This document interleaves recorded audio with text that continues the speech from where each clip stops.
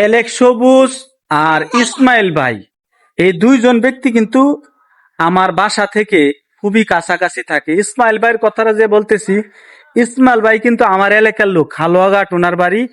আর আমার বাড়ি হলো হালুয়াঘাট বালিচান্দা।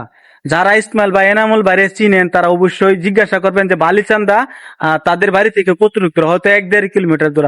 কিন্তু আমি বাড়িতে যাই প্রায় সময়, কিন্তু আমি কখনোই কোনোদিন ইসমাইল ভাইকে বলি নাই ভাই আমার একটা ভিডিও প্রমোট দিয়ে দেন, ভাই আমার একটা ছবি তুলে দেন, ভাই আপনার সাথে একটা ভিডিও বানাই ভাইরাল হওয়ার জন্য। আবার এখন আসেন এলেক্স সবুজের কথা। আমি থাকি ঢাকা গাজীপুরে।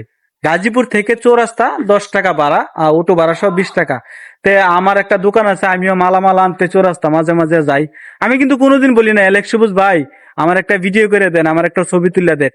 এটা কিন্তু আমি অহংকারের কথা বলতেছি না, বা আমি যে অনেক বড় সেলিব্রিটি এটাও আমি কইতেছি। আমি খুবই ছোট এবং খুবই নগণ্য একজন মানুষ।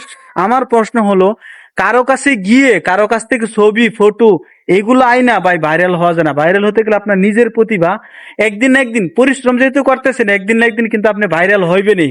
আজ না হয় কাল। আজকে আপনি রিপন মিয়ার কথা চিন্তা করেন। আমি প্রায় ভিডিওতে রিপন মিয়ার কথা বলে থাকি। তার যে গেট আপ, তারে দেখে কেউ কখনো বলে নাই সে ভাইরাল হবে। কারো ধারণা ছিল না যে রিপন মিয়ার মতো লোক আজকে এই জায়গায় যাবে।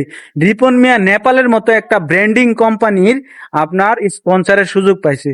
তো আমার একটাই প্রশ্ন হলো, ভাইরাল হওয়ার জন্য উলঙ্গ না হয়ে, কাপড় না খুলে, লিঙ্ক না বের করে ভালো ভালো কন্টেন্ট তৈরি করেন, দেখবেন আপনার ভিডিও মানুষ দেখবে এবং আপনি একদিন সফল একজন কন্টেন্ট ক্রিয়েটর হতে পারবেন। তো সবাই ভালো থাকবেন। আসসালামু আলাইকুম।